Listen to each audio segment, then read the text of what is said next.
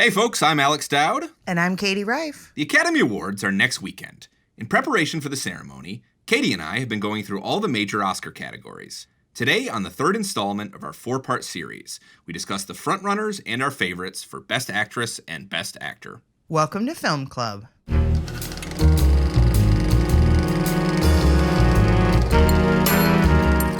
Okay, folks, thank you again for joining us for another episode of Film Club. We are about a week off from the Oscars now, and if you've been listening every week, we've been doing once a week. We've been coming back, and we've been talking about a major Oscar category, or actually most weeks 2 or 3 major Oscar categories, and we're kind of getting down to the end of it at this point. We last week we talked about the screenplay race. Both original and adapted screenplay, and the Best Director race. And the week before that, we talked about Best Supporting Actor and Best Supporting Actress. This week, we're moving on to Best Actor and Best Actress. Yes, the big awards. 2 of the biggest ones, I think. They definitely save them for the end of the ceremony. They've got a lot of star power, these categories. They do. I feel like Best Actor and Best Actress are either the 2 before Best Picture, or they throw Director in there. Between picture and the acting categories. But regardless, you're at the end of the night when they give out these ones.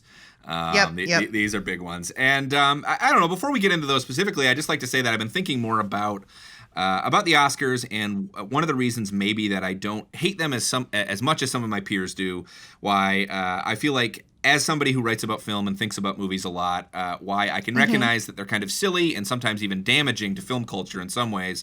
But one of the reasons that I still kind of enjoy this annual circus to some extent is that it feels like, we sort of, as film critics, we reach the end of a given year, and it sort of feels like, to some extent, like we close the book on that year, and after, the 31st rolls around, after we filed our best of list, it sort of feels like all the movies that happened over the previous year, like, they're gone. They're dead to us. We're moving on to a new year, Sure. See you at the 10-year anniversary, exactly, right? Yeah. It's like because of the way our industry works, we're always looking ahead to the next thing. We're always moving on to other movies. And I sort of like, one thing I sort of like about the Oscars, and that I've really enjoyed about doing this series this year, is that it's allowed us to look a little more closely at some films that have sort of, beyond being up for Oscars, we sort of traditionally as film critics, we've moved on from these movies, Yeah, I think that's a big kind of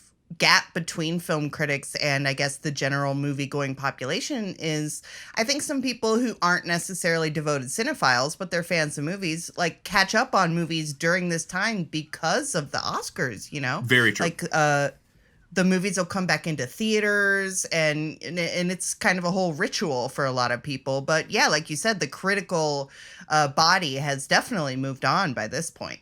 Oh, and, I'm trying not to get myself in trouble, like in film Twitter terms. By this point, the critical community, when it hasn't moved on, has gotten to the contrarian phase of talking about these films and how they're not that good, actually. Definitely the backlash phase, Yeah. Movies that have been sort of out front for long enough that now it's time to turn against them, I feel like I've seen a little bit of that with Nomad Land, and not everybody's being a bad actor. I mean, there are some people who dislike these movies from the start.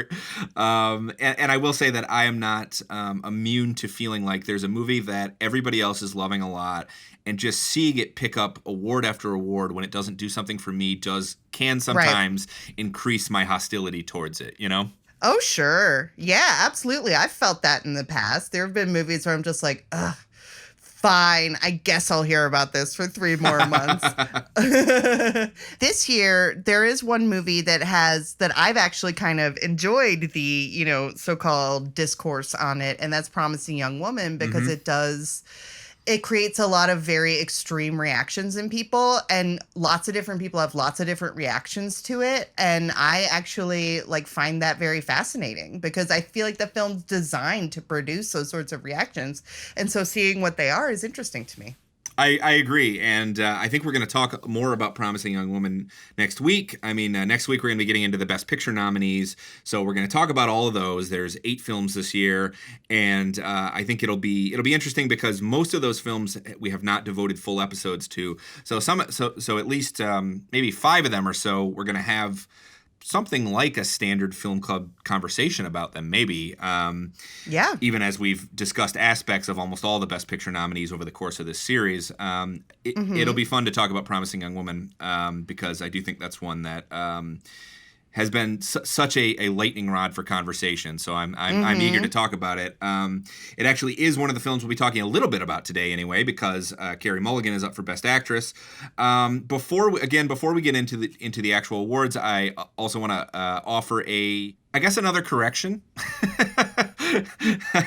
I started last week's episode with a correction, and this week it's not so much a correction as me sort of going, oh wait, duh. When we were talking last week about Borat's subsequent movie film and like what the hell it was doing in adapted screenplay. And it occurs to me, of course, that Borat is a character who comes straight from the Ali G show. Oh, yeah. He's so far eclipsed the Ali G show at this point. Very much so, yeah. In any case, the correction is that the original Borat was up for Best Adapted Screenplay the year that it came out. It was not up for Original Screenplay. The sequel is up for Best Adapted Screenplay as well. They are both, they're both technically adaptations of sketches from the Ali G show, so they both belong in Adapted Screenplay. I stand by my feeling, however, that this screenplay should not be up for Best Adapted Screenplay, because that opinion I stand by. It shouldn't be up for in either category, I don't think. But no, I stand by everything we said last week. But it's interesting though. Like there is a kind of a part of there's people who make whole livelihoods out of doing the sort of gamesmanship statistical aspect of the Oscars, like, oh well, this is only the third time that someone's won for their second feature released by a third tier film studio, blah blah blah. I wonder how many times that's happened, that a character from a sketch show ended up an Oscar-winning screenplay came out of it. So my point is, Alex, I think you can be forgiven for missing the error, as it is a very, it's an outlier of a situation. This isn't something that happens all the time. Totally. Very true. Yeah, I'm fairly certain that no SNL character has starred in a film whose screenplay was up for an Oscar, I guess. A Night at the Roxbury was snubbed, right? That's right. I do want to swing back and say that I think that's a really astute point you made about other people being on a different calendar as us, though, because I think it's important to remember that as film critics, we kind of think about the movie year in much different ways than other people. We're so focused on this particular calendar that we've created because of the way that Best of content works and how the whole year seems to build up to this moment in December where we're looking back on the year. But for the average viewer, for somebody who doesn't necessarily have to operate on that calendar professionally, a lot of these movies they are catching up with. And with Oscar season especially, some of these movies will come out in limited release at the end of the year and then slowly trickle out, or people catch up with them after the Academy Awards even sometimes, or after they're nominated. My dad, traditionally many years, would try to catch up with all of the Best Picture nominees after the nominations came out and see any of them he hadn't seen. I think he kind of gave that up when they expanded the slate past 5. My dad is a firm believer that more than 5 is too many, and really, yeah, some years I kind of agree with him. Honestly, that's a larger discussion, but I do think being forced to pick 5 does give it a weight that there being 7 to 10 does not.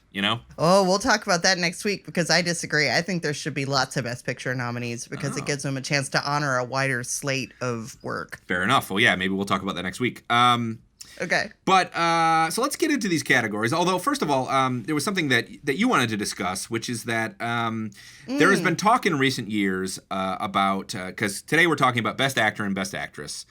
There's been talk in recent years with some people sort of saying that maybe we should abolish the distinction between these awards as gendered, that instead of it being Best Actor and Best Actress, why not make it just Best Performance without the gender qualifier? What do you think of that? I mean, as society's conception of gender evolved, this will become a more and more pressing question. Like if you think of an actor like, say, Asia Kate Dillon, who identifies as non-binary and uses they pronouns, if they were nominated for an award, what category would they go into? That becomes very messy. And, we may have to end up moving beyond binary distinctions as society as a whole moves beyond the gender binary.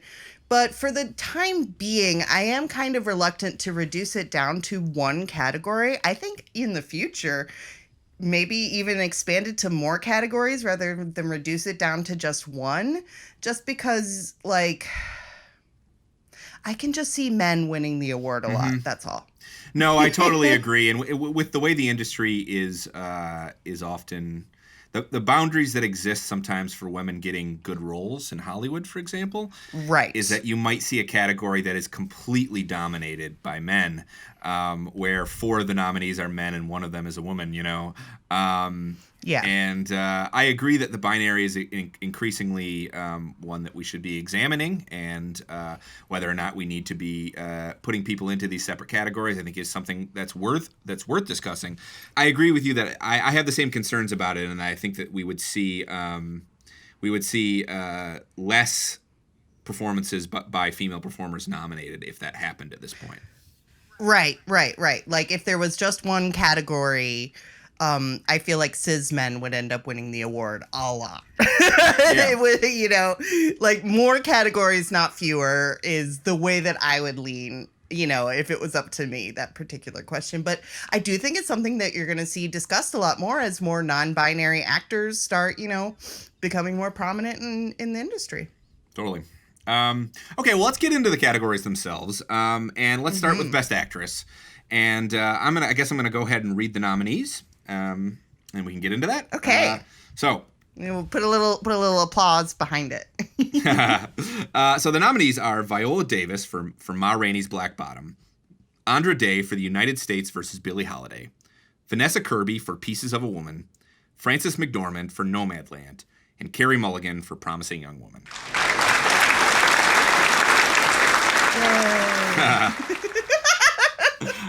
Well, so I mean, I want to start by saying that at least 2 of the performers here are playing a role that's at least superficially similar in that they're playing characters, they're playing real people who are musical legends who are sort of pushing back against the demands of the white establishment. So there are some parallels between those 2 roles, and that's Viola Davis in Ma Rainey's Black Bottom and Andra Day in The United States versus Billie Holiday, both playing real people. I'd say there's another similarity too, in that both of those are kind of being put forth as unvarnished portraits of those particular performers too. You know, totally, yeah. They're not as they're not as totally glamorous as we're always used to seeing real people in biopics. And I think that there's something else that unites them is that they are both playing versions of these real people who have hardened themselves in some ways because of the indignities of of performing in white America for one thing, but also the indignities of working in an industry that is constantly trying to devalue them or exploit them, you know? Yeah, both of these characters really just at all sides, you know, at pretty much both these characters, I think something that they have in common is they're both really looking for relationships or affection from people that doesn't come with a price tag, and they have a hard time finding it. Totally. This is Davis's 4th nomination. She won Supporting Actress for Fences a few years ago. And I think she has a real shot at this one, honestly. What strikes me... She has been winning a lot. She has been. So she won the SAG Award. She sure did. She did not win the BAFTA, but she did win the SAG. Who won the Golden Globe again? I'm forgetting. Andra Day won the Golden Globe. That's right. Okay, cool. What really strikes me about her performance is how unyielding it is in some ways. I mean, again, we talked about Ma Rainey as somebody who was extremely aware of how much they would take from her if they could. And from the moment she appears on screen in this film, she will not give an inch, you know? No. And even on something as small as like, I asked for you to have Coca-Cola for me at this recording, and you don't have it, so I'm not performing until I have it. She is really painting a picture of somebody who is aware of how easily people could take advantage of her and how much they could take control from her and power from her if she let them. And so she is not willing to give an inch. Yeah, no, not an inch. And stuff like that Coca-Cola scene, you know, something that I didn't understand for a long time is little demands like that, like, you know, the infamous no brown M&Ms backstage writer things. Mm-hmm.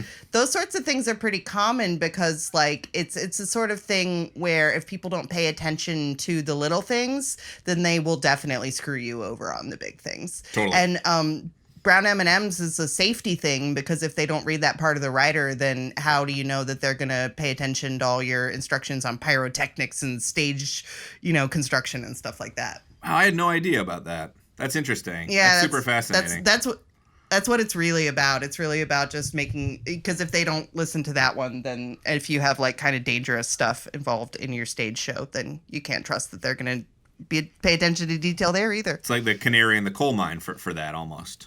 Mm-hmm. Yeah, interesting. Yeah, and I think the Coca-Cola kind of serves a similar function for Ma Rainey, and she's like, well, if you won't do this for me, then you're going to cheat me out of my money too. Totally. It would be really interesting if Davis ended up winning Best Actress this year, and I think she might honestly for appearing in another August Wilson adaptation. You know? Oh yeah, it'd be. And then Viola Davis is in nothing but August Wilson adaptations from then on. Yep. I watched the SAG Awards, and she did not seem to expect to win that one. She literally fell out of her chair when they announced her name. She was like, "What?" and like fell out of her chair and got back up and gave her speech. It was pretty endearing, actually. It probably helps her too, honestly. As much as I hate to think that this is the case, I do think that some people probably mark their ballot with the notion of who will give the most fun or the most gracious acceptance speech, you know? Every year you talk about people who don't want to play the game. People who are out there, actors who are out there who is just like, fuck that, I'm not your trained pony. I'm not out here to perform for you so I can get this award. And I feel like often the people who say that are not the ones who end up winning the award, you know? I mean, yeah, there's a lot of power structures involved here for sure. Yeah, and you are supposed to play the game. Yep. I don't think that Ma Rainey's lack of a Best Picture nomination hurts her, honestly. She's got some momentum. It's interesting because about a month ago, if you had asked me who the frontrunner was for Best Actress, I would have said Frances McDormand for Nomad Land. But now I think Viola Davis might have moved into that spot. It's still close, I think, in some respects, because McDormand won. Obviously, McDormand won very recently. She won the BAFTA for Best Actress. It should be noted that that Viola Davis wasn't up for the BAFTA, actually. So she wasn't in contention. If she was in that group, who knows how things would have turned out. But Frances McDormand did win that. And there is overlap. There's overlap both with the SAG and with BAFTA. So when you're looking to predict these things, you have to kind of look at both groups and say, all right, so what percentage here? What percentage of the Academy membership is made up of people who vote in SAG? What percentage is made up of people who vote in BAFTA?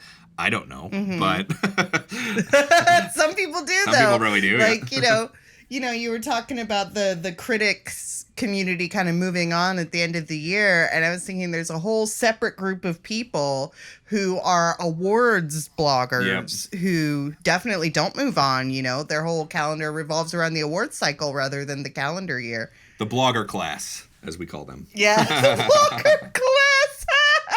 Well, they're real into the statistics and the sports, the number crunching of it all. I compare that stuff to sports, though, because, like, whenever somebody talks about football, I'm always kind of like, okay, because they're like, well, that was only the 7th time that someone has made that from the 43rd yard line on a Sunday. And you're like, It's something I just don't get about football. It all seems so, like, if you have to put so many conditions on a record, is it really a record? But I just think it's for statistics nerds.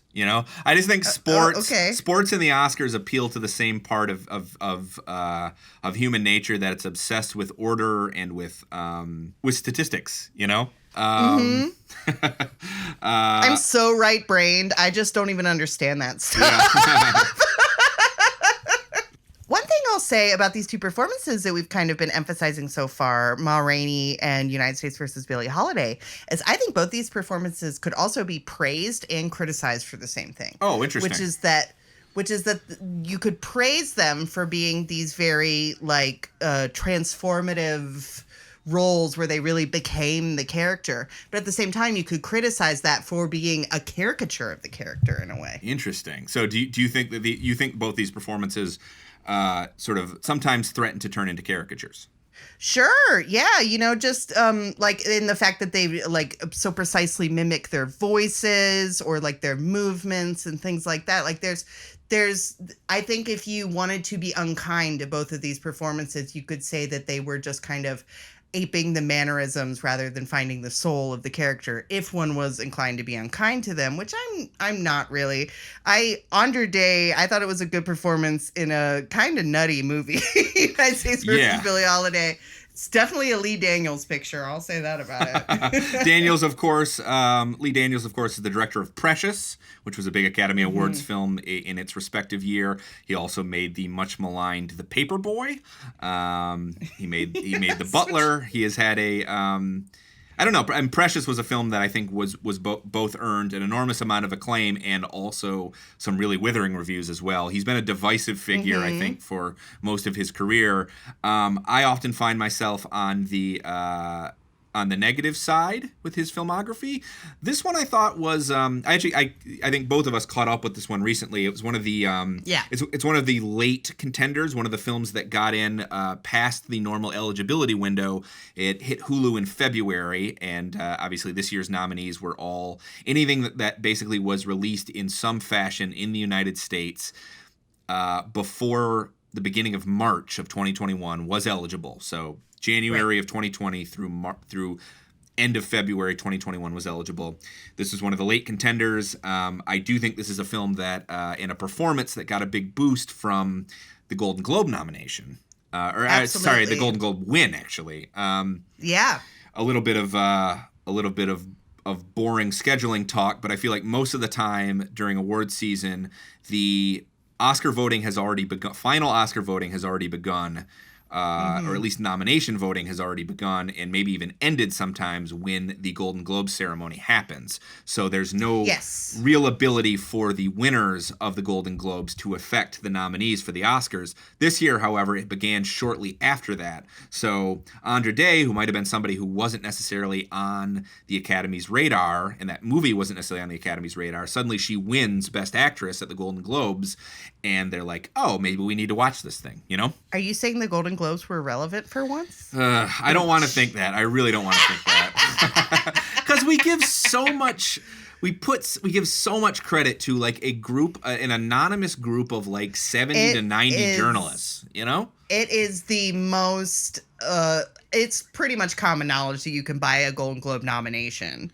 Like, I don't know about a win, but you can buy a Golden Globe nom. Like, and it is because it is such a small group of people. And it's honestly kind of ridiculous when you start looking into the membership body that votes for the Golden Globes. Like, the whole thing is just ridiculous. It's not even an industry award.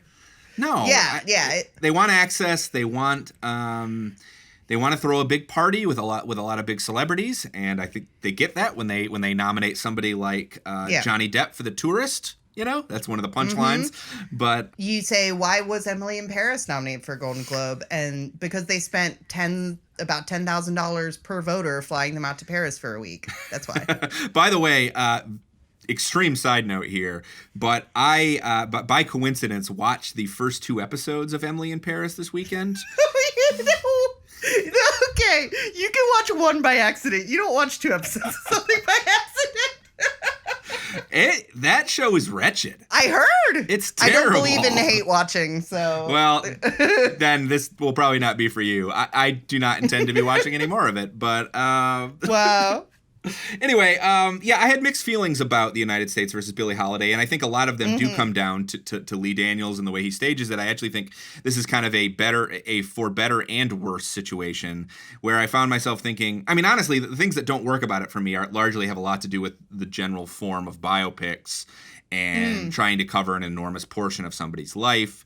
And this has a really hackneyed device that I'm just tired of seeing in movies like this, where the subject is sitting down for an interview and we're using that as a framework to get into the person's life. So there's a lot of stuff in this that feels to me bad in the way that a lot of biopics are bad. At the same time, I sort of liked how down and dirty this movie gets. in some ways. Yeah, like it's not tasteful at all when it comes to like Holiday's, like her troubled past and her drug use and her, relationships with men. It is not tasteful at all in those ways, and I think that's actually for the best. Yes. You really feel that she was a troubled woman watching this movie. Yeah, and the best moments in it, I think, really do verge on pure melodrama, and I think there are moments in this that obtain a power through that. I mean, Daniels has never been shy about preferring melodrama, Yes, that's the thing. I think if you look at Lee Daniels through a melodrama camp kind of lens, his work makes a lot more sense. It does. And I mean, there are times when I almost wish this was even less tasteful in some respects, because it does feel like the stuff that doesn't work in it is still that sort of biopic pap. Right. I thought Day was quite good. I mean, I think she kind of brings this sort of furious, weathered defiance to Billie Holiday. Yes. Somebody who even at the start of the movie is already used to just everybody coming down on her head. The whole film is built around the reaction, including the U.S. government's reaction to Strange Fruit, her very famous song about lynchings in America. And I think the movie sort of smartly uses that as a through line throughout the whole piece.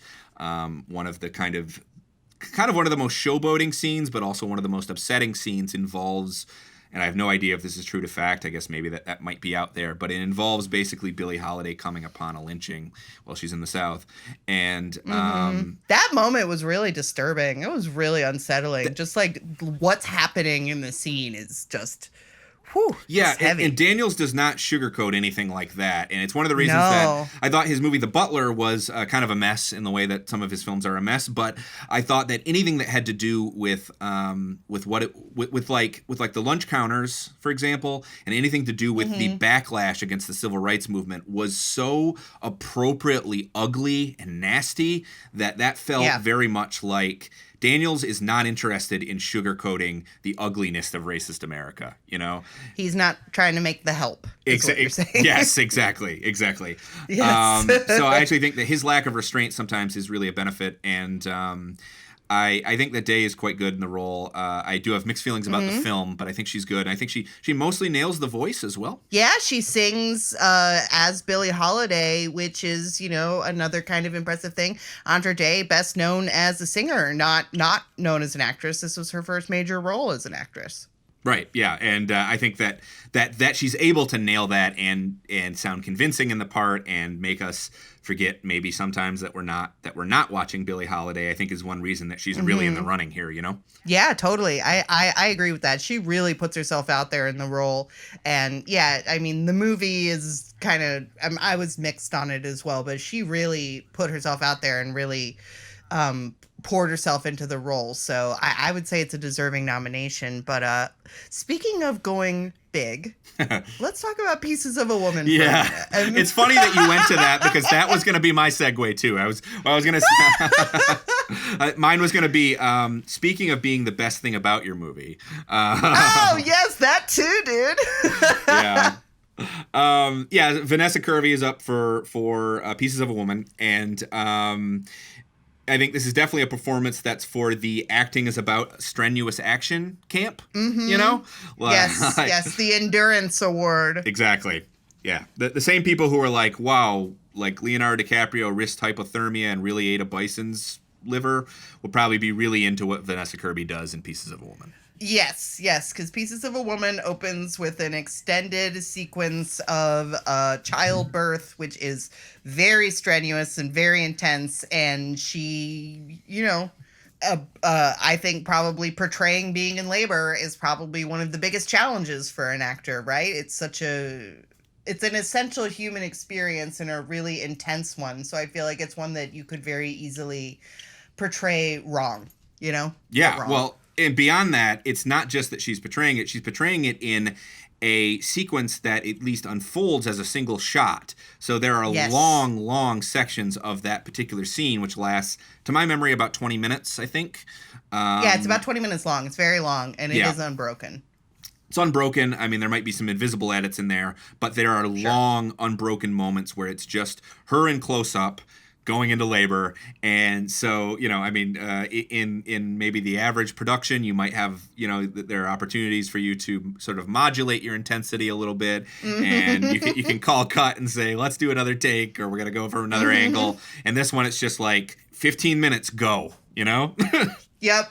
You're going to be thrashing and screaming this entire time. Yep. You're gonna be in intense pain for a long time. I mean, I guess that's what labor is. I have not gone through it personally, but you know what? 15. A lot of people would be like, 15 minutes. That's nothing. I was in labor for 2 days. Exactly. I mean, it's the centerpiece sequence of the film, and I do think it's why she's nominated. Although I will say, I agree. I think she's pretty good. Besides, I mean, I think that she is struggling mightily to give nuance to this film, to a film that I don't think has much. Yeah. No, I think this film, basically the reason for this film is that sequence at the beginning. That sequence seems to be thought out, and there seems to be like they thought that part through, and then they're like, oh, whoops, we have the rest of the story that we have to tell after this. Well, it almost could have been a short film to me. Yeah, I mean, that's not an accident. I mean, like Ma Rainey, Pieces of a Woman is based on a stage play, and the stage play, as far as I've read, is basically the labor scene plus the Thanksgiving scene later in the film. Oh. And everything between them, every other scene in this movie is sort of connective tissue that they invented for the film. And I got to be honest. Or filler. If If you're being less generous. No, I mean, I got to be honest. All that stuff does not feel as well thought out as those two sequences. No. Yeah, when I saw this movie, we both saw it at TIFF, and when I watched it, I was like, sometimes when I wondered if it had been a short film, but like, because it did seem to not really have much of a purpose besides like this one, like, really bravura kind of sequence. But a play makes sense too. Yeah. It's such a dramatically superficial film, in my opinion. It's one where the themes are very big, and it's dealing with grief with a capital G, but that the film is almost never dealing with it in a particularly complicated or nuanced way. Every scene is played to the rafters, is played to 11, And I do think Kirby is trying often throughout the film to lend it more nuance that it has. She does have a few moments where she's not scenes without dialogue, where we're just sort of watching her, and you can see her working hard to elevate this material. I think it's kind of a losing battle, honestly, but I get why she's in here, Yeah, she is struggling mightily, but like the thing that is really hard for her to overcome, even with, giving a good performance, is that for a movie called Pieces of a Woman, it doesn't seem terribly interested in like what's going on inside of this woman. Totally. Yeah, I don't think it's figured her out in any way. Yeah. Or even really wants to, I don't think. Right. Yeah. Yeah. No, I agree. But I mean, compare that to Nomad Land, which is all about the inner life of its character. Like that's what that movie's big part of what it's about, is the inner life of Frances McDormand's character. Very much so. And in some ways, I mean, at least its approach isn't so radically different, in that there are moments where we are just kind of observing her, as opposed to her. Quite a few in this film. Like the camera's just kind of watching her. But I feel like the movie around those moments is a lot richer, and we are supplied a lot more clues to her psychology than we get in something like Pieces of a Woman. Yes, absolutely. This movie, Nomad Land, is very invested in the character of Fern and what Fern's motivations are, and her past and her future, and how she kind of fits it in the world, and how she sees her place in the world. I think that is like the driving force of the movie, and I think that's the difference there in terms of quality. One of several, but it's a difference. Yeah. What impresses me about, I mean, McDormand is sort of a consummate, reliable professional. She's somebody who I've never watched a Frances McDormand performance and thought like, wow, she seems really out of place in this world or something. But I'm always really impressed by her ability to kind of, and this is not something that's terribly easy for every movie star, but she is always somebody who seems able to be credibly ordinary, I guess I would say. Yes. I bet you, I don't have any backing for this, but I bet if you ask Frances McDormand, are you a movie star? She'd be like, oh, no. I think that's why she's good at it. Totally. And she just doesn't seem to me like someone who is all that invested in the like glamour celebrity side of the whole deal. Yeah. Yeah, no, I mean, I agree. And I think she, obviously, Frances McDormand has won Best Actress twice before. She won for Fargo in the mid '90s, and she also won pretty recently for Three Billboards Outside Ebbing, Missouri. Yes, that's right. Both those, I think, are slightly bigger performances than this one. Yeah. Well, less screen time. Yeah. In Three Billboards, at least. She doesn't have, Nomad Land. She's in almost every scene, right? Yeah. Yeah. I can't think of, there's like maybe one or two scenes she's not in. Right. Yeah. But those other two performances kind of hinge, I think, on, they hinge on a certain spark of firecracker personality, one might say. Absolutely. Or quirk, even. Yeah. She's like very fun to watch in both those movies, even though both those movies have super serious elements to them. She's very entertaining in both of them, Yeah. For sure. Yeah. She's definitely kind of, she's adding the little bit of, she's like when you squeeze a lemon on top of some broccoli and it makes it taste better. Yeah. In Nomad Land, I feel like this is a much quieter performance in some ways, even if it does occupy more screen time. And a lot of it is about her just sort of studying her features and studying the way she's reacting, even sometimes physically, to her surroundings and to other people. It occasionally is a kind of reactive performance in that the movie often relies on her to interact with real people. Obviously, Nomad Land, for those who don't know, who are listening today, who have not heard us talk endlessly about Nomad Land at this point, but Nomad Land is about nomadic Americans. It's based on a nonfiction book about generally older Americans who have sort of taken to the road and who travel around the country looking for jobs and for places where they can park often their RVs and live. So they've sort of adopted a classic nomadic way of life out of sometimes out of necessity, sometimes out of choice, sometimes out of a combination of the two. McDormand is one of the only professional actors among the cast. A lot of them are made up of real people who really live this lifestyle. And I think that one of the reasons the movie works as well as it does is that McDormand is able to interact with those people without feeling like she either is out of place or she's upstaging them. No, I fully agree with that. And it has to do with what you were talking about, her ability to, project a sort of ordinariness. She's not, some people are always movie stars in any role they play. If they play someone who's starving to death, they're starving to death glamorously. And that's not Frances McDormand. And I think that, that is a key to the success of the film. I think that some other actors could have done it, but I think that if the lead performance in Nomadland didn't have the kind of depth that someone like Frances McDormand can bring to it and the kind of like inner life that she gives the character, then I don't think the movie would work if you didn't have the sense of like Fern having a rich inner life. You know what I mean? Yeah, I mean, I think it would feel more like tourism to some respects. In some respects, for sure. And maybe even a little bit more condescending, throwing a movie star in the middle of this group. I think it would become the movie some critics accuse it of being if you had more of a movie star type in the role. Absolutely. But I think she works in the role quite well and makes the movie work in some respects. I don't think the movie would work as well without her. Yeah. So that kind of leaves one more person in this race, and that's Carey Mulligan. Who is also like McDormand and like Viola Davis. She is a returning nominee. She's somebody who has been up for Best Actress before, and she plays Cassie. She plays the film's conception of this kind of avenging angel figure who is I don't know, how much do we want to talk about the plot of this film for those who haven't seen it? It's interesting you call her a conception. Because I actually, I didn't think, she does, she does what is required of the material and she gets what the film is going for and she really gets it in that way. But I wouldn't have nominated her for Best Actress for this performance.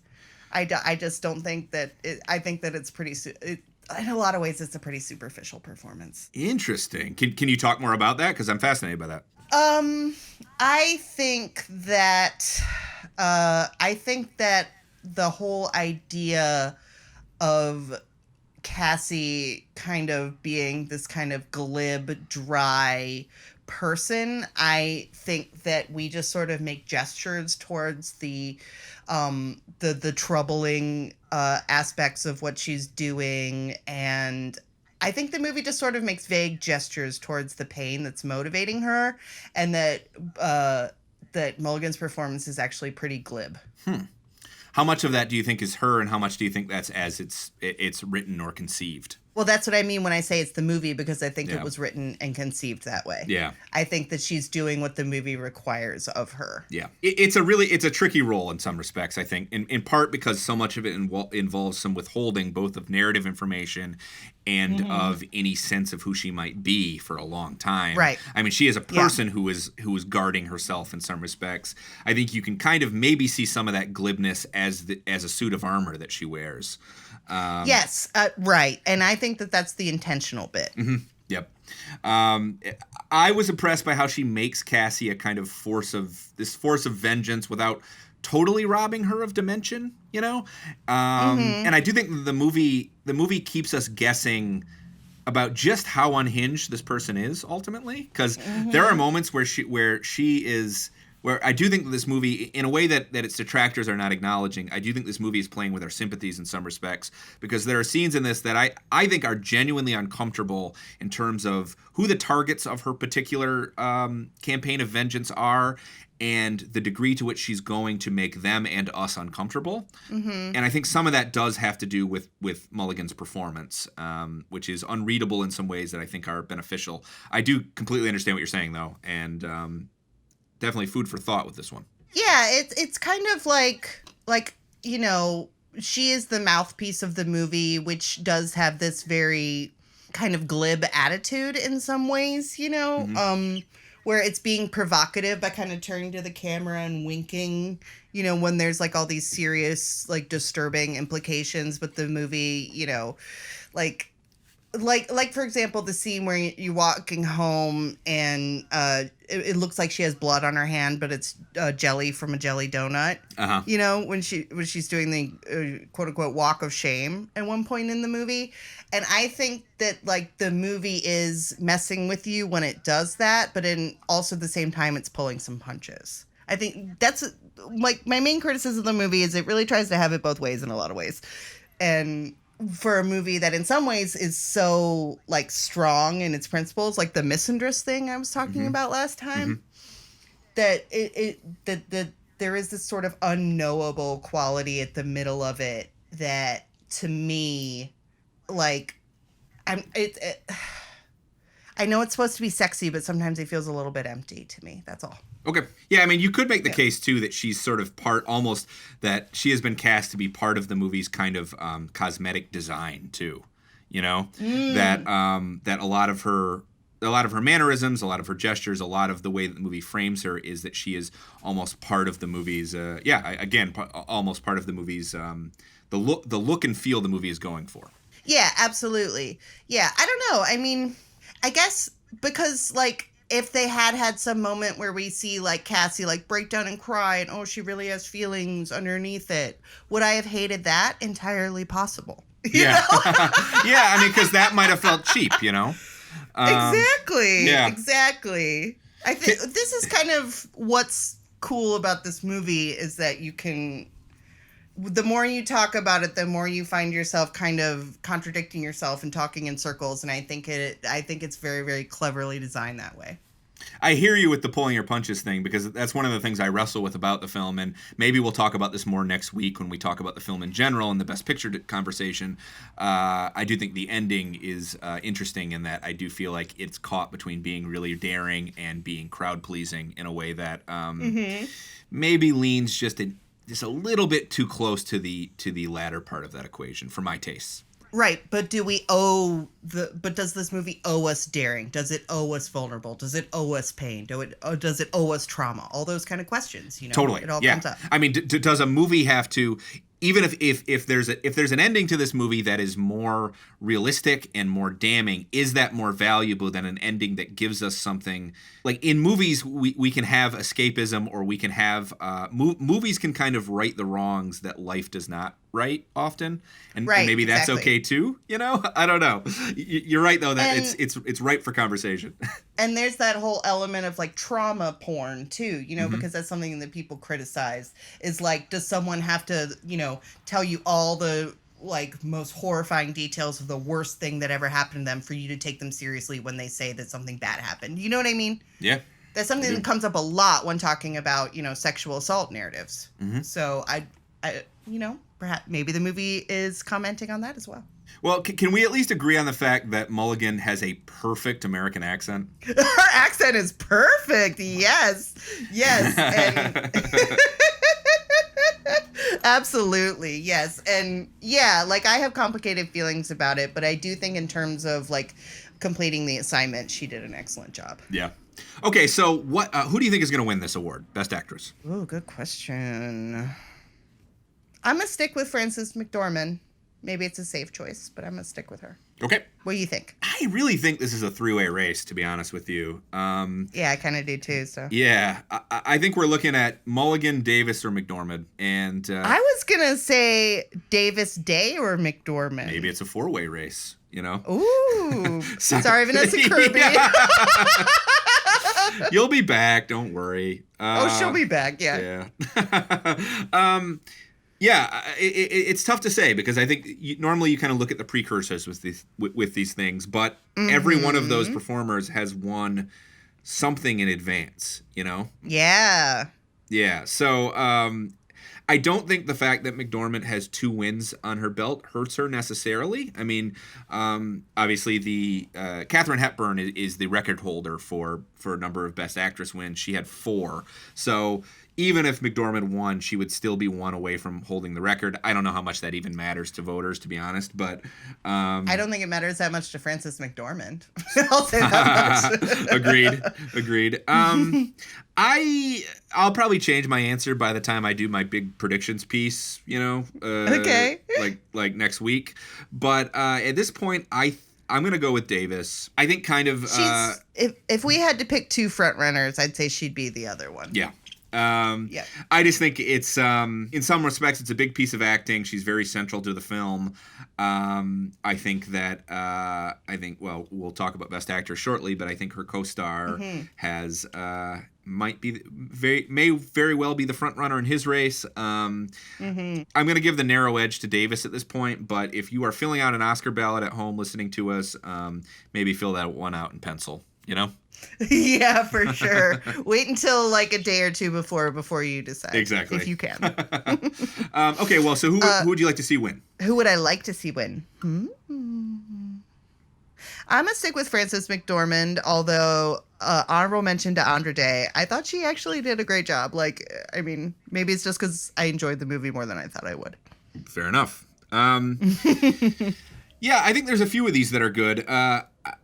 I mean, I think almost everybody here is pretty strong. I guess my pick would probably be Viola Davis. Yeah. I think that the kind of granite hardness she brings this character, and she's just this kind of pillar at the center of the movie, and how unyielding she is super compelling, and I think she kind of anchors this film in some ways, even though it is obviously Chadwick Boseman, who's her co-star, has a lot. He is kind of the more maybe the slightly flashier role of the two. Yeah. I just think that Davis, this is some of her better acting. I think she, even if it did require apparently a little bit of prosthetics work for her to look as big as the real Ma Rainey was. I just, I admired it as a portrait of somebody who is not willing to give an inch, you know? Yeah, I agree with that. In terms of like embodying a character, she did excellent work here. Yeah. Okay, well, let's move on to Best Actor. Okay. The yin to Best Actress's yang. And I think it's interesting to say at first that this is the rare year where the majority of the nominees are people of color. Yeah. I feel like I was about to say something like this is the first time that's ever happened, but I have been fudging some history here on this podcast the last few weeks. I'm not going to say that. I'm not going to say that. We're going to try not to give any corrections. Exactly. So I'm just going to say that I think that does not happen very often, but it has happened this year. The two who are not people of color are also the only two who have been nominated in this category before. All right, well, so real quick before we get into them a little bit more, let's I'm going to list off the nominees here. So we are looking at Riz Ahmed for Sound of Metal, Yeah. Chadwick Boseman for Ma Rainey's Black Bottom, Anthony Hopkins for the father, Gary Oldman for Mank, and Stephen Yeun for Minari. So, where should we start? Applause. Oh, wow. Where to start? Well, I think I'll start by saying that when it comes to Ma Rainey's Black Bottom, picking, an actress to nominate is pretty easy because Viola Davis has by far the biggest female role. But, it kind of has that ensemble issue when you get into actor. Mm-hmm. But like you said, Chadwick Boseman has, the biggest role in the film. He's kind of the angsty heart of the movie. He carries a lot of the movie's rage in him. It's a character who is really tortured by just the indignities of life as a black man in that period.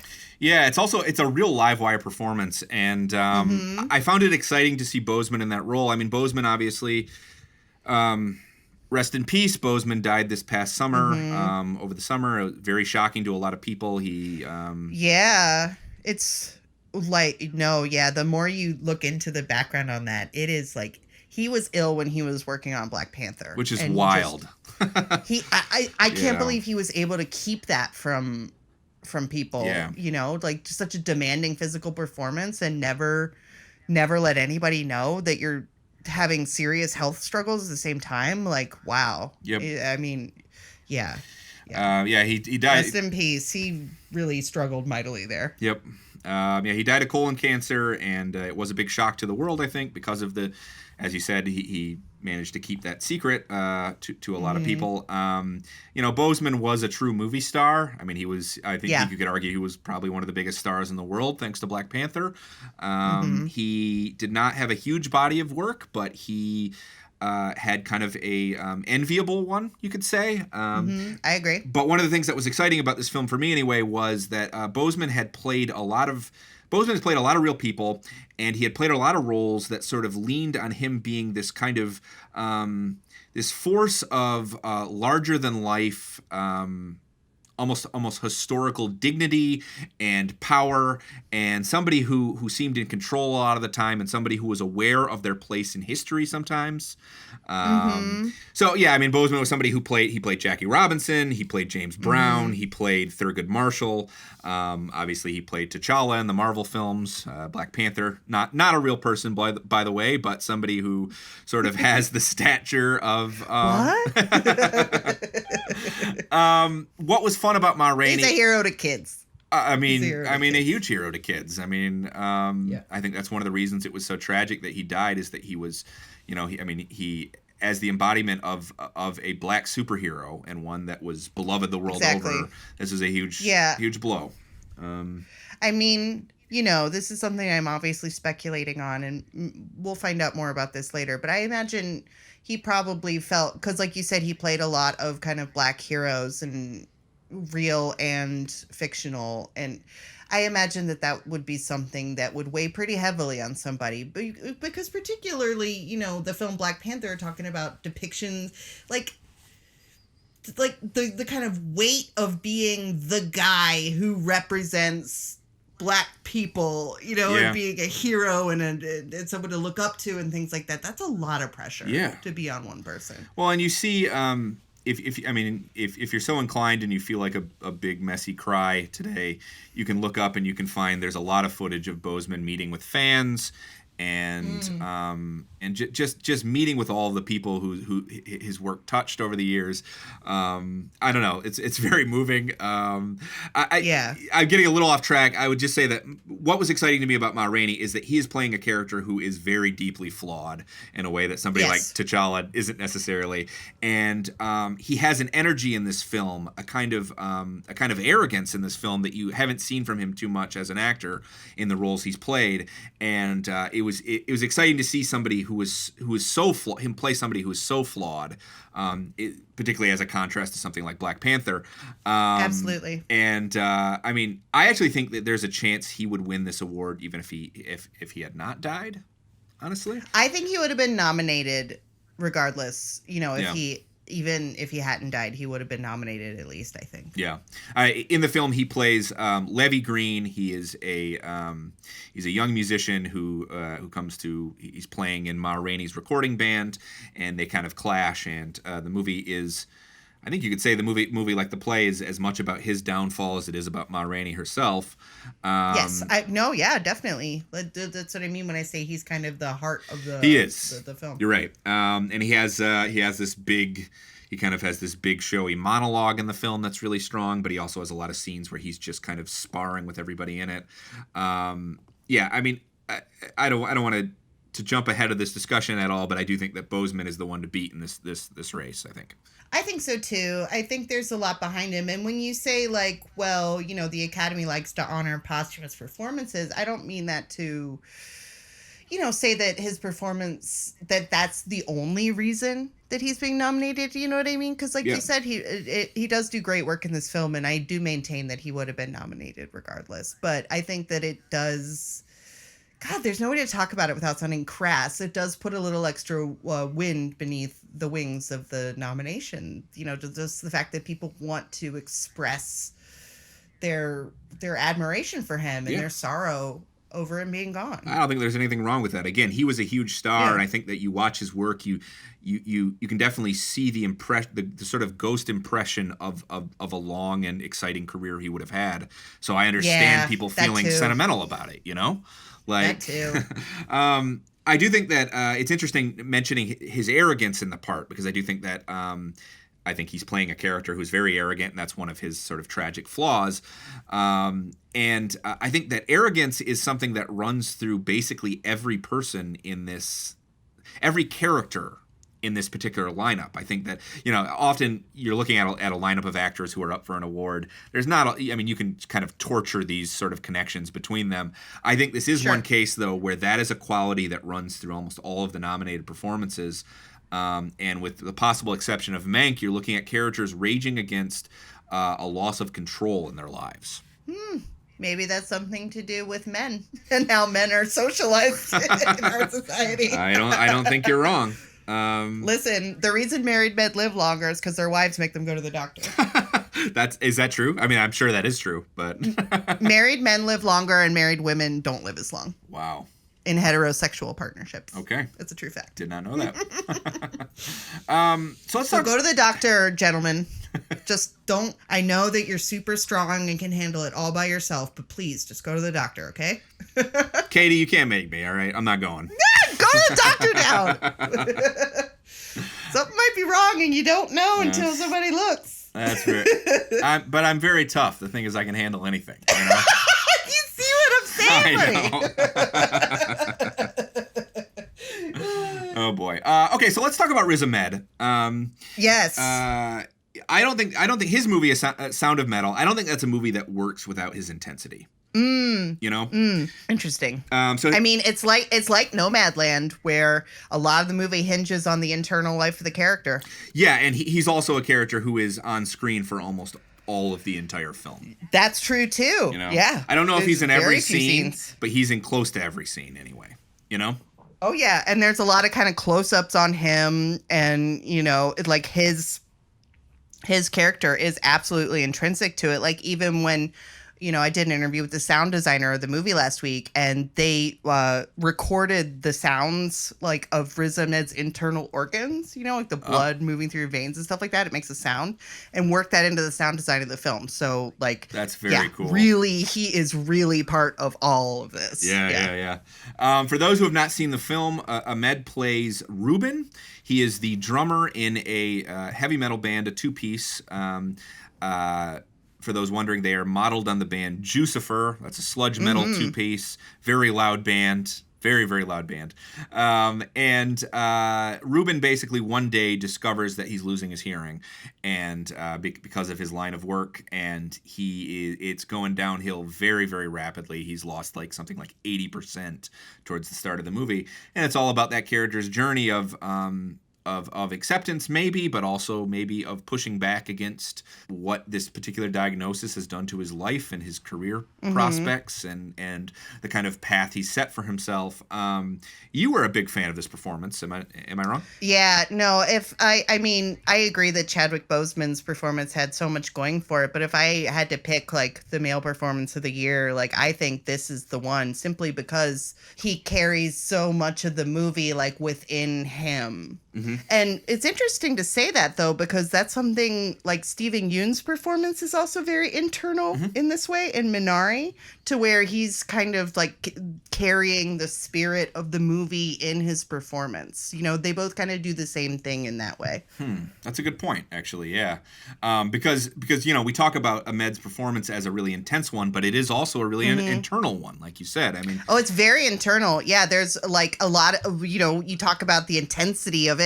A lot of it is the intensity of what's going on behind his eyes. Yeah. You know, like there's a very intense scene in the movie where he just sits where, you know, he loses his hearing and he's is sober and is worried that losing his hearing is going to make him fall off the wagon. So he goes to a sober living house for deaf people. And his counselor there suggests that he's just sit down and write out all his feelings. And there's this whole scene where it's just him sitting in an empty room in front of a sheet of paper. And just like, there's so much going on behind his eyes when he sits there and he can't write out his feelings because it's just so bottled up that he ends up exploding and kind of throwing the paper and smashing the chair and everything. And that's what I mean. It's like internal and intense at the same time. Yeah, I mean, he makes the character's anguish, but also his in the moment you're talking about, for example, his sort of itchy impatience. He makes those really palpable. You know. Yep. Yeah. And it's all in his eyes. Yep. Good eye work from Riz Ahmed in this movie. You're right that what Steven Yeun is doing as well is pretty internal. This is another case where I found it kind of exciting. I've actually found Yeun's last few years to be really exciting as somebody who mostly knew him for a long time as Glenn on The Walking Dead, the kind of the nicest guy of the post-apocalypse, you know? He's really done a great job at transcending Glenn. Yeah. Well, I mean, that had to be, he was on that show for years, and at a certain point, that had to be kind of limiting to him as an actor because, I mean, as lovable as Glenn is, as much as he's like everyone's favorite or second or third favorite character on The Walking Dead, Glenn is kind of, I think that role had to be kind of limiting in some respects because he is kind of, he's kind of like the voice and face of optimism on that show. Yeah. You know, he's like the cuddliest character on The Walking Dead for many years, you know?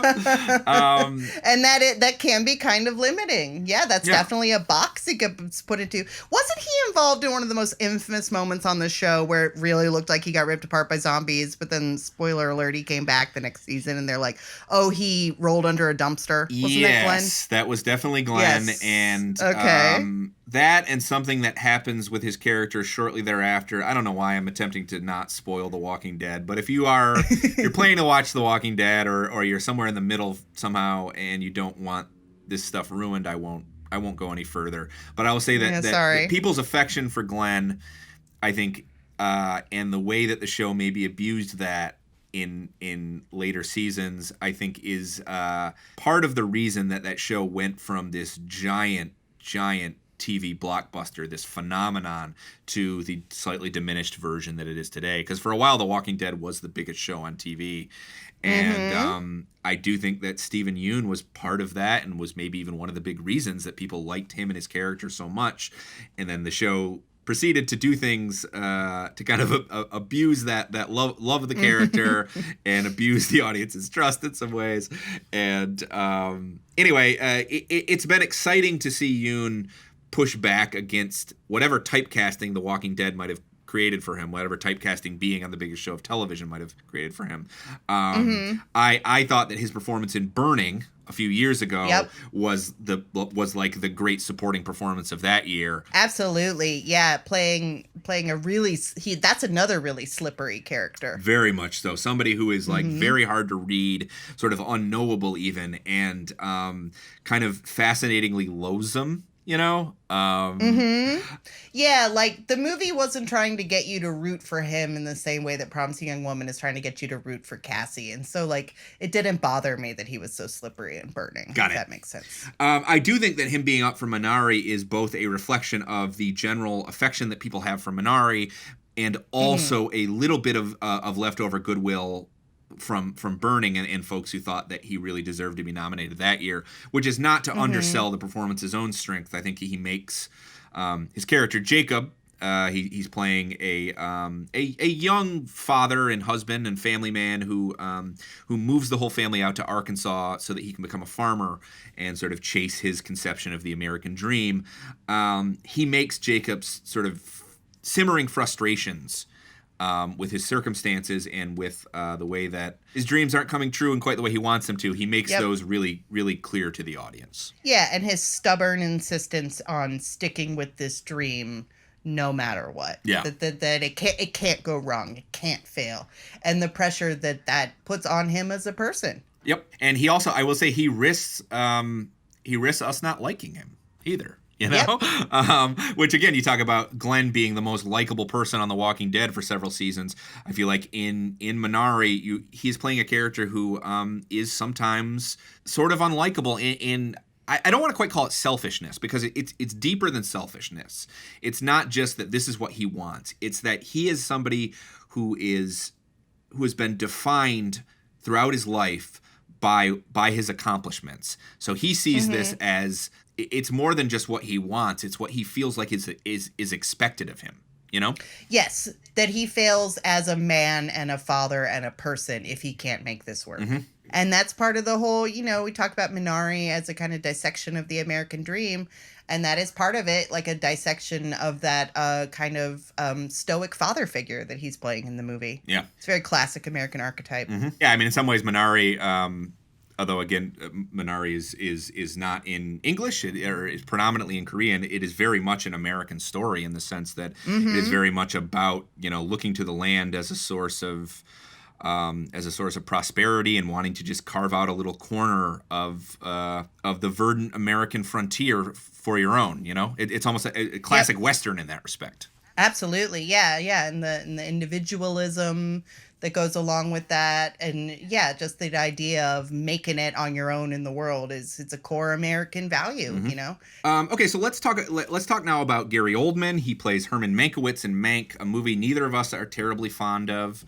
I would say that he might be my favorite thing about Mank.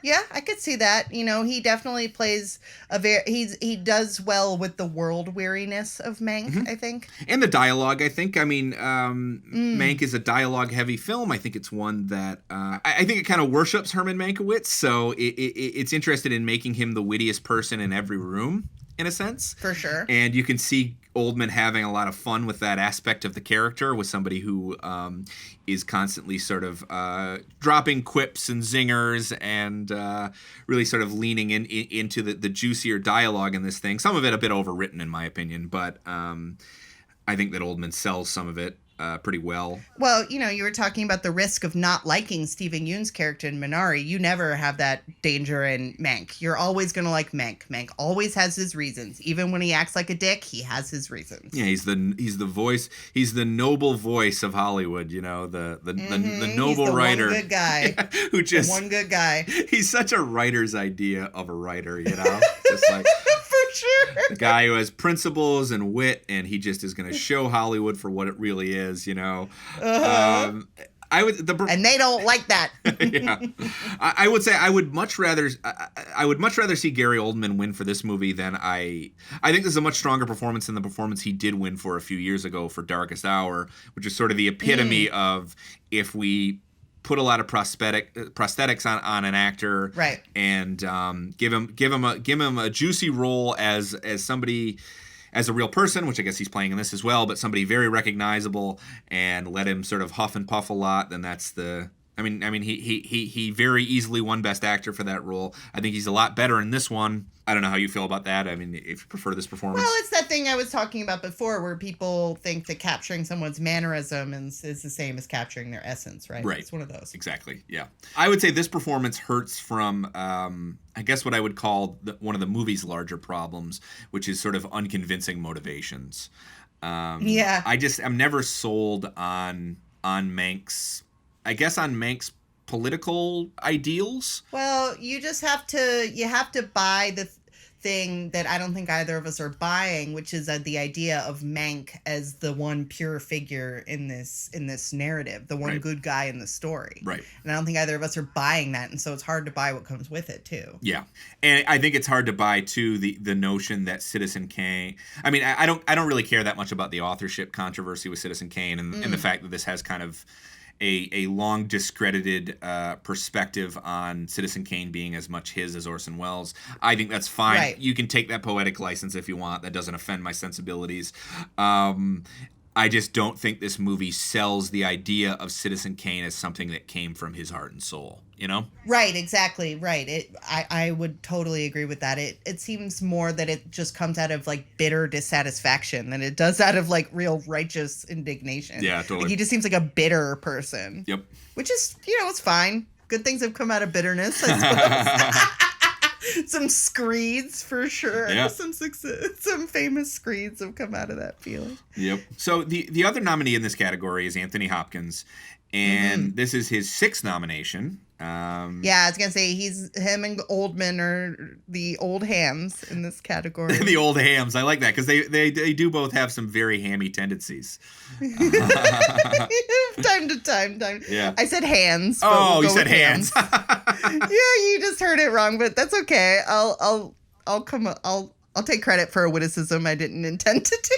That's very funny. Well, because they're both kind of ham bones sometimes, right? I mean, they both can be ham bones. That's true. Yeah. Hopkins obviously won Best Actor for Silence of the Lambs. I think still, if I'm not mistaken, still the shortest performance to win a leading acting category at the Oscars, because he's only on. Oh, interesting. He's on screen for less than 20 minutes in the film. That's true. And That's true. I remember that there was even. I mean, I actually don't remember this. I only remember reading about this because I was pretty young when this happened. But there was a lot of conversation at the time about whether or not, I mean, what is he doing in the Best Actor category? He's not in the film that much. But Hopkins just looms over the Silence of the Lambs, I think, which is why, I mean, like... He's the most memorable thing about it. I think people remember Hannibal Lecter more than they remember, the actual ostensible villain of the piece, the serial killer, Jamie Gump. Oh, yeah. Well, and I think also looking back on the film after you've seen it, I think it's very easy to think that he's in more of it than he is, to misremember, because, I mean, he's almost like the Jaws, or he's almost like the shark in Jaws, and that, like, even when he's off screen, you're thinking about him, for sure. The shark in Jaws. Yeah, I mean, he's like this force of nature almost, I'm just picturing Anthony Hopkins with shark teeth, and it's funny to me. Him, like, coming out of the water, like... Yeah, I mean, you can kind of picture it, because he's hammy, like you said. Yeah, he can be. Although he's not... I mean, when he's hammy in The Father, it is very much by design and for a very express purpose.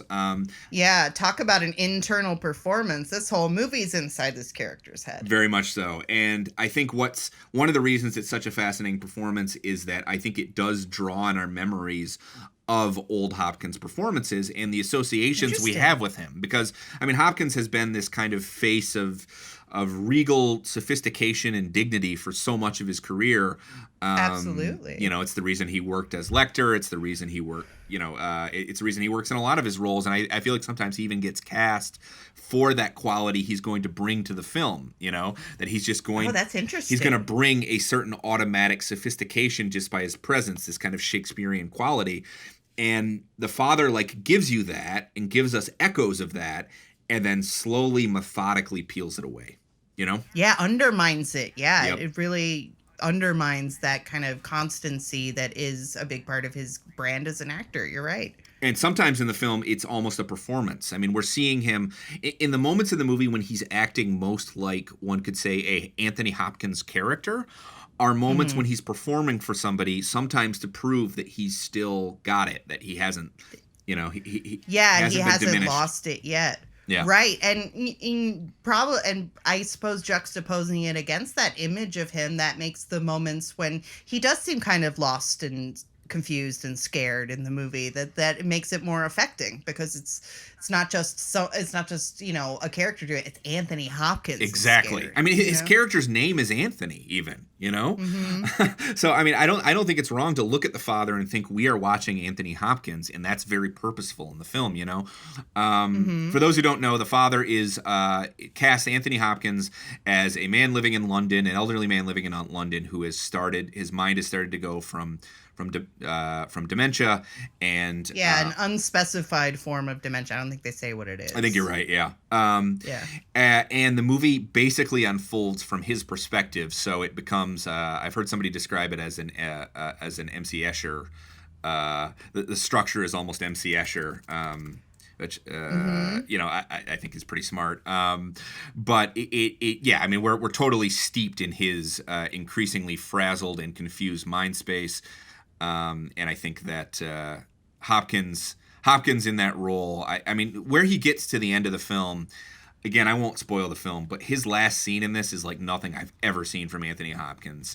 Like, even when Hopkins is playing a quiet or small man, there's something big about him, And some of it's his stature, some of it is just that he has this... I mean, he's somebody who came up in Shakespeare, and he's somebody who knows how to project. And there's a bigness even to his small characters.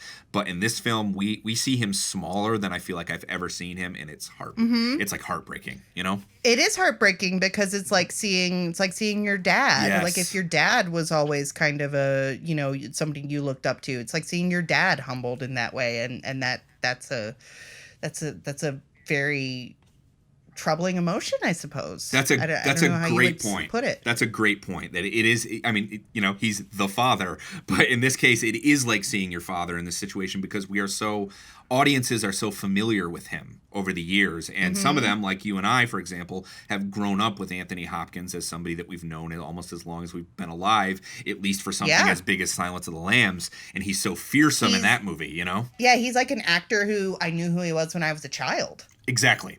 So somebody you've known your whole life, and then you're seeing in this film, you're seeing him in a context you've never seen him before, and he seems small and, I mean, frankly, even pathetic in moments, and it's upsetting, Yeah. So would he be your pick for, who should win? Yeah, I mean, I feel a little guilty picking him as the old white guy who's been nominated 6 times, but he's my pick. I just think that what he does in this film is pretty remarkable in terms of how it plays with his whole career, and just the amount of vulnerability he gives us at the end was something I honestly thought I would never see from Anthony Hopkins. Yeah.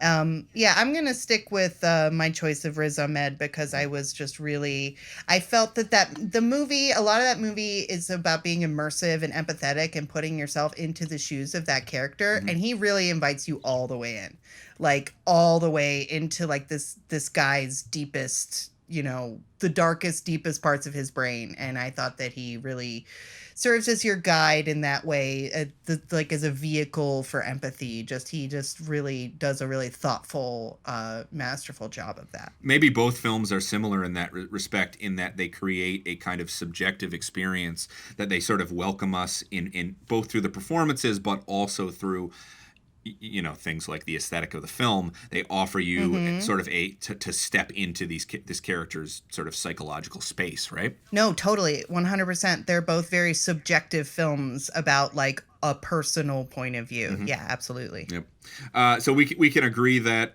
that Chadwick Boseman is probably the front runner here. Yes, I think Chadwick Boseman is probably the front runner in this category. And one more time, just to reiterate, it's not that we don't think he deserves it. It's all about personal taste.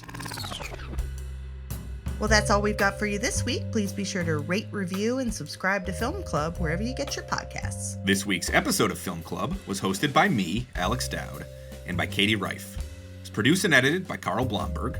Our sound mixer and finishing editor is Zach Goldsboro, and our motion graphics designer is Julie Mullins. Please check back with us next week. We'll have the final installment of our Oscar series where we talk about the Best Picture lineup. Thanks all. See you then.